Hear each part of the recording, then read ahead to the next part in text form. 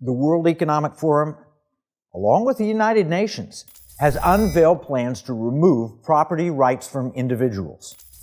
I know that's a bold statement, but it's fully aligned with their own words, which they declared that by 2030, you would own nothing and you will be happy.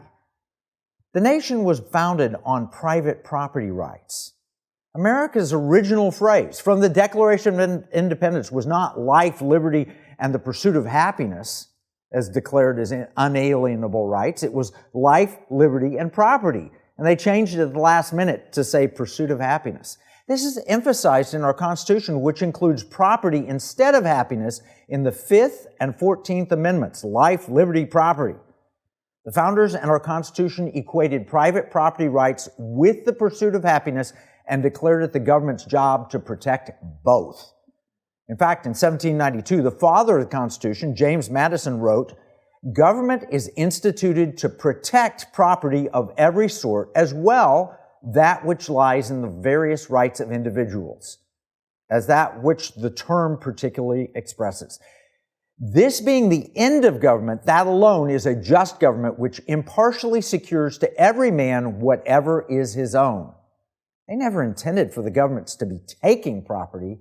They expected the government to defend property. Thus, when the World Economic Forum comes along and says they plan to remove all individual property ownership by 2030 and says, "You will be happy," they are directly challenging the vision of this nation. Here's the scary part. They're well on their way to fundamentally destroying the uniqueness of America, the most prosperous and successful nation in the history of the world.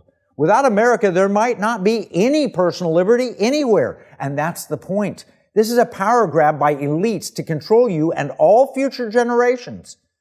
Join me in the Economic War Room, where we will meet with Frank Gaffney and learn about how the United Nations, the federal government, and Wall Street are conspiring to steal this nation and financialize nature.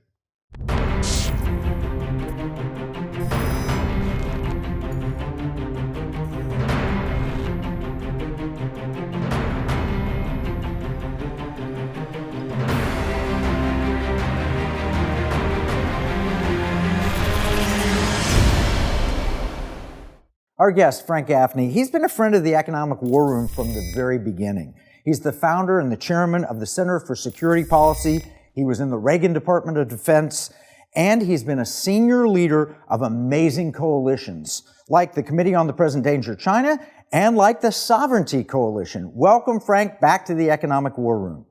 It's great to be back as always, Kevin. Thank you for having me. Frank, we've been talking about the financialization of nature. We've been talking about the taking of private property rights. You helped me understand this with a brilliant webinar done by the Sovereignty Coalition. Tell me, what is the problem? What brought it to your attention? Well, it actually is one of our Committee on the Present Danger of China webinars. You can find it at thesovereigntycoalition.org, though, as well, Kevin. And what brought it to my attention was, frankly, a brilliant guy who participated in the program by the name of Dr. James Lindsay, I'm sure you know him, sent me a couple of tweets that he had put out, I think Christmas Eve, if I'm not mistaken, and my head exploded. And, I'm ashamed to say that I didn't know anything about it prior to that time, because it's been brooded a bit, but not much, since I think the 4th of October, when the Securities and Exchange Commission, an outfit you know well, announced that they were going to do a very truncated public comment on a proposed rule that the New York Stock Exchange and something called the Intrinsic Exchange Group had come up with for a whole new class of companies. They're calling them natural asset companies. And the Economic War Room being your portfolio, not mine, I know you know a lot more about the nature of this. But Kevin, it's my understanding that typically when the SEC puts forward a rule, you get 60 days, maybe 90 days to comment on it.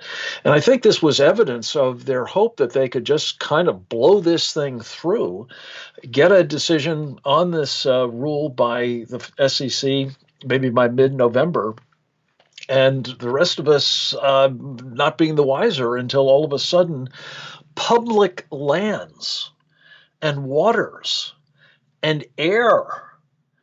And that means not just federal, but state and local, perhaps, but also private property. And you're absolutely right about the, foundational importance of that concept of private property. It could be also subject to management arrangements under the purview of these so-called natural asset companies, to the detriment of using such resources for anything useful, whether that might be farming, whether that might be, mining or oil and gas exploitation or timber, or perhaps even just hunting on the property. If it doesn't qualify in the terms of these natural asset companies as renewable or consistent with their global climate change mitigation responsibilities, it will be prohibited. That's the thing that's very worrying in terms of, again, property rights, national and personal. Yeah, the SEC has historically given you long comment periods on minor changes and minor issues.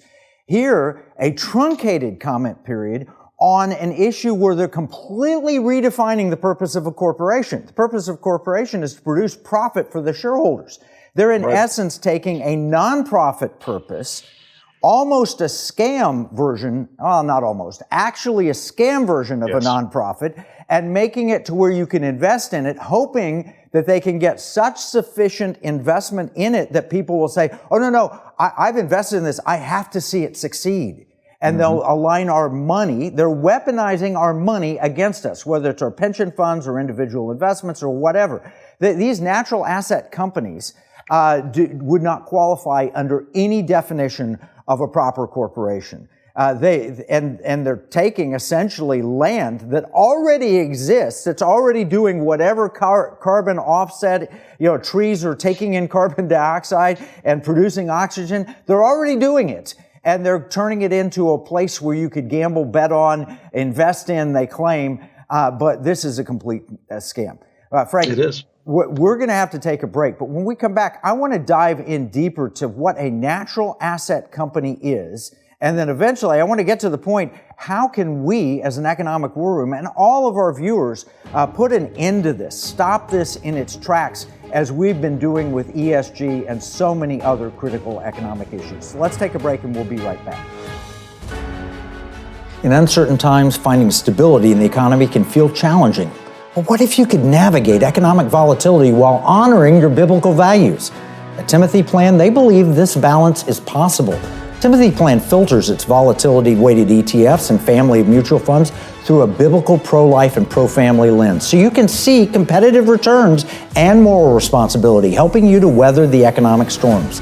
With Timothy Plan, align your investments with your values while adapting to our ever-changing culture. Since 1994, Timothy Plan has been recognized leader in biblically responsible investing. Timothy Plan, your bridge between faith, finances, and the future. Visit timothyplan.com or call 1-800-TIM-PLAN or 1-800-846-7526. Investing includes risk, including possible loss of principal. Before investing, carefully consider a fund's investment objectives, risks, charges, and expenses contained in the prospectus available at timothyplan.com. Here's a $10 bill. It's got the picture of Alexander Hamilton on the front of it. It's kind of sad. When I was 10 years old, everything that I could buy for $1 now costs about $10. That's the cost of inflation. It's just paper. It's not backed by anything. You can't exchange it for gold and silver. You used to, but you can't do that anymore. And that's unfortunate.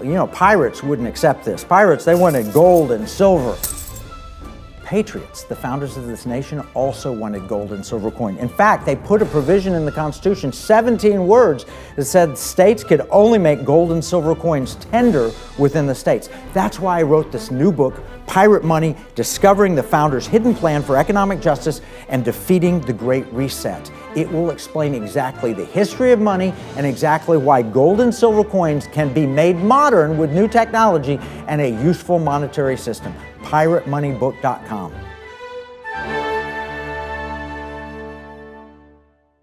We're speaking with Frank Gaffney, and we're talking about a real serious national security issue, but it's happening on Wall Street. And that is the New York Stock Exchange went to the SEC and said, hey, we want to change all of the history and all of the rules that we've had in this nation for 200 plus years. And really, from the very beginning of the definition of what a corporation is, and we want to change it so we can financialize nature and make a little profit off what trees do and what grass does and things like that. I mean, it's a total scam, but it's being foisted upon us by the World Economic Forum, the United Nations, Wall Street, and our own government. So, Frank, talk about a little these natural asset companies and a little bit about the accounting that they do. Well, Kevin, I had by way of a quick anecdote into all of this, I had a conversation with a mutual friend of ours, Bill Walton, on New Year's Eve. And I had the opportunity to read him in. He had not heard about any of this. And, he ran Allied Capital, a $6 billion Wall Street company for over 12 years, as I recall. And he said, well, this doesn't make any sense at all. I mean, there's no there. How can a corporation that can't make money have any value? And then he studied it a little bit more closely, and he realized that, as you were suggesting before the break, the only way you can do that is basically on the basis of fraud. And, the bigger sucker, I think, model. And basically, what they have in mind, and by the way, it's important to know the genealogy of this thing. This was born of an agenda adopted by the United Nations decades ago.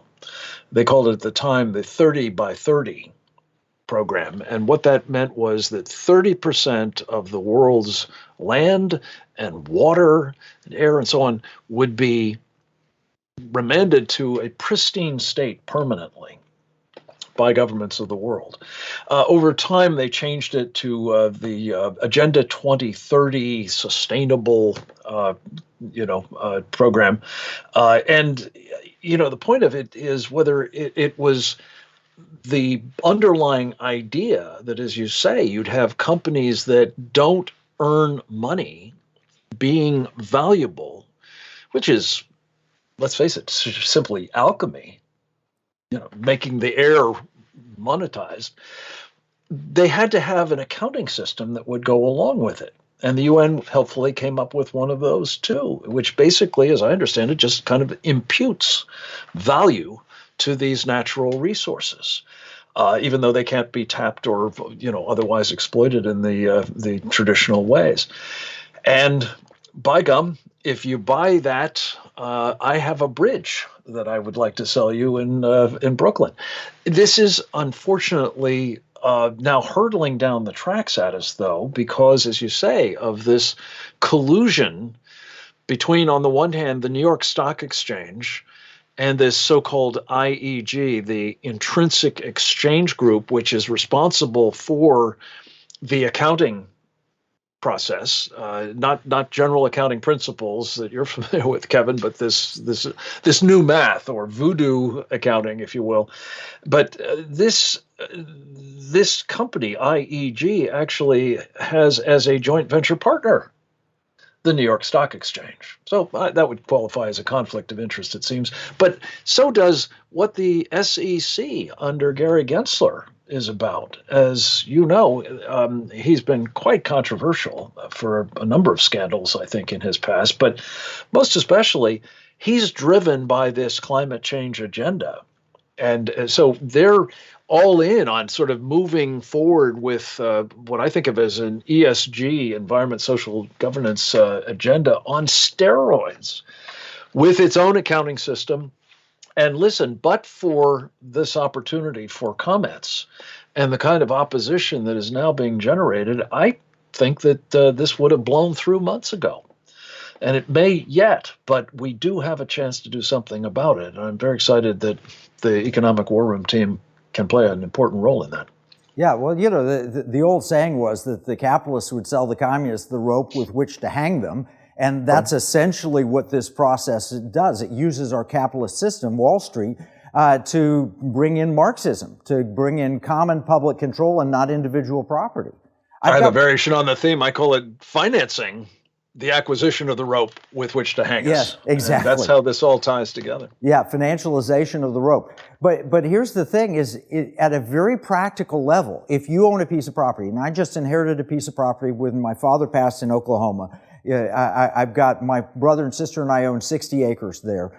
They could come in and we could financialize that and sell a piece of it and gain some profit from it. But we would then be able to farm it at the same sustainable level that we've been able to farm it up to this point. Here's the problem. That means we can't do anything with modern fertilizer, modern equipment, or whatever, and eventually we'd go out of business. We couldn't farm it at all, and then, well, lo and behold, they'll show up and buy the rest of the asset at fire sale prices and then lock it away to where it could never be productive. This isn't just control of property. It's control of food. It's control of minerals. It's control of energy. It's control of the ability to produce a factory or do anything of product. It's locking away forever, and it's not going to stop at 30%. They want 100% of everything. And this is a serf system like we haven't seen since the Middle Ages, where the elites control and run everything. You know, Kevin, in the course of the webinar that we did, and thank you for calling attention to it, presentdangerchina.org is where all of them reside, and I commend them to you. We encourage a subscription to them because they're free, and they're almost always incredibly informative, especially with this one. But one of the things that Dave Walsh, one of our go-to guys on energy security, pointed out, Kevin, is that because the guys who are going to be managing these assets in this natural asset company management, and that could be the Chinese Communist Party, by the way, will be defining what uses are consistent with this whole idea of sustainability and renewability and all that. They may well decide that they could put a solar farm on that property, or a wind farm for that matter, maybe even a factory to manufacture batteries on it. They just will not allow it to be used for the kinds of productive uses that might be in the best interest of the American people or those private property owners, in fact. We got to beat this, that's for sure. Yeah, well, we're going to need to take another break. Let's come back and let's drill into why China would want to see this happen, and then go beyond that and say, how can we stop them? We have a very short window to alert the SEC, and then we've got to have a backup plan at the state level as well. Let's take a break. When we come back, we'll talk solutions. Oh, hi, I'm Kevin Sorbo, and I'm here to tell you about coffee. Well, not really, but I'm going to use coffee to illustrate my point. Here we have several different coffees, each with its own unique characteristics. First, we have instant coffee. This coffee pretends to be coffee, but it's not really coffee at all. It's a fraud. Plus, it tastes terrible. I'm out. Next, we have woke coffee. Their coffee actually tastes pretty good, until you find out that when you drink it, you have to admit that you've oppressed other coffees in the past. Insanity. I'm out. Next, we have big tech coffee. Now, these guys used to encourage folks to share with others what they thought about their coffee. But now, if you say you don't like big tech coffee, they'll take away your coffee pot. I'm out. This brings us to Patriot Mobile Coffee, right? This is one big cup of truth and freedom. There's no fraud here. Patriot Mobile is America's real Christian conservative wireless provider. Patriot Mobile gives back millions of dollars every year to organizations that are on the front lines fighting for our freedoms. Patriot Mobile offers the best nationwide 4G and 5G coverage on the same networks as the other major carriers. So you'll get the same great coverage, along with 100% US-based customer support, while knowing you are supporting a company that shares your conservative values. Switch to Patriot Mobile today by visiting patriotmobile.com or call 972-PATRIOT.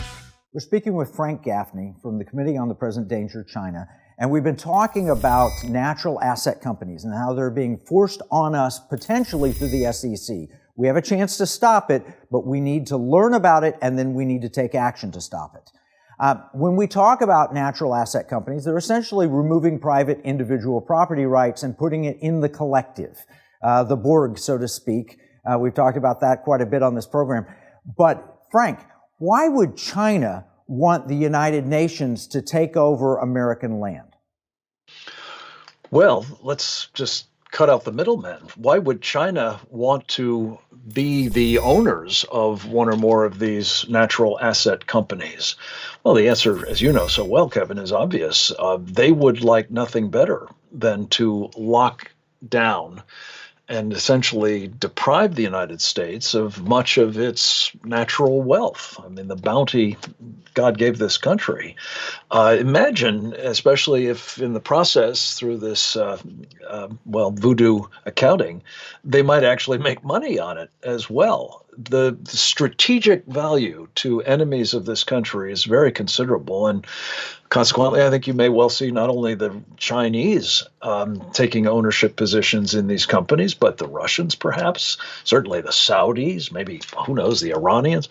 And once they are in a position to control what uses are made, if any, of these particular pieces of land or the waterways or even the air, Kevin, it's really just a matter of time until, as you said in your comment about private property, they are able to begin intruding on other parts of our real estate in ways that are detrimental as well to this country, whom they seek to destroy. Let's be clear about that, and they're well on their way to doing it. Yeah, I think that they want us to preserve it until they can take us over and then exploit it for themselves. I don't think that Chinese are in any ways good preservers of nature. I mean, look at China and what they've done. And in fact, wasn't there a commentary about taking over America and because China's polluted their waterways and they look at ours and say, well, they're good. Look at American land. Yeah.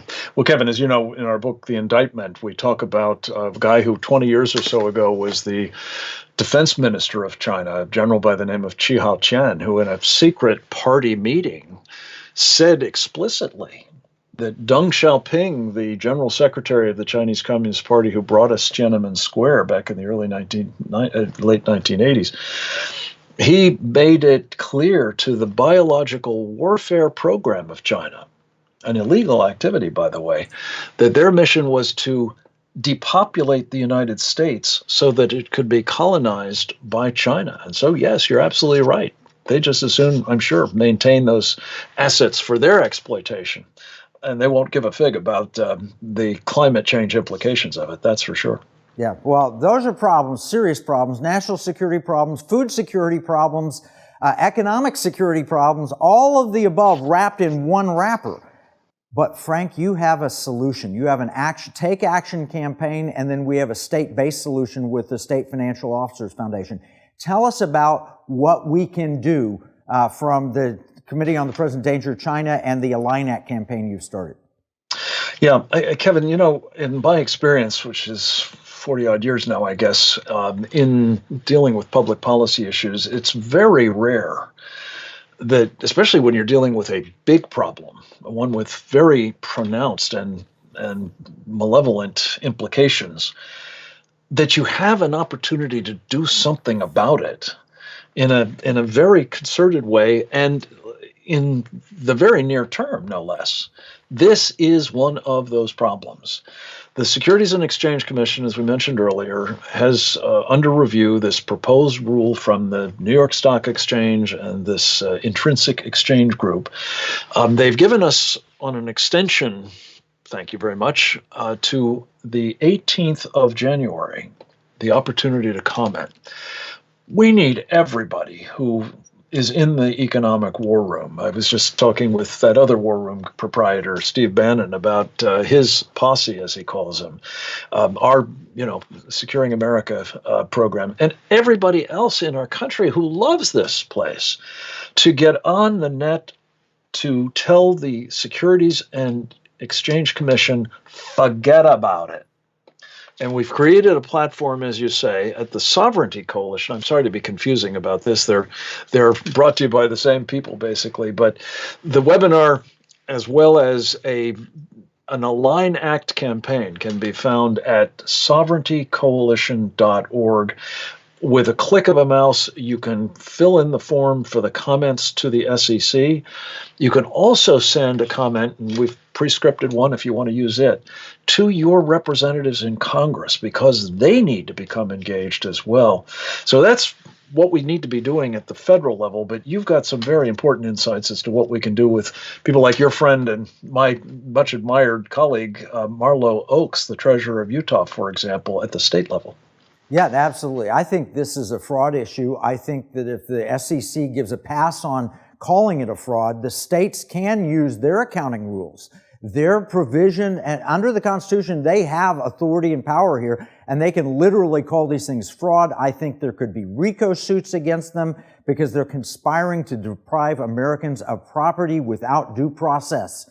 And so I think there's all kinds of things we can do. And we've got to fight back because our money, our pensions, et cetera, are being used against us. This is an economic war. What we see as a marketplace, meaning, Wall Street, our enemy sees a battle space and they're using it against us. This is a 1776 moment.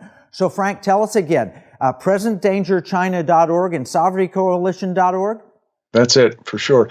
And Kevin, again, just one further point. I think what Marlo understands especially is the land that they're talking about giving up, the federal lands, are by and large not actually their lands. A lot of those, for example, something like 2/3 of the state of Utah are really state lands that were supposed to be turned over to the state and haven't been. I think the states' rights aspect of this, as well as the constitutional problems with this, to say nothing of the accounting fraud, all have to factor into this. And we need everyone to go to sovereigntycoalition.org and let this Security and Exchange Commission, Gary Gensler and company, and your elected representatives know how you feel about the selling off and selling out of America.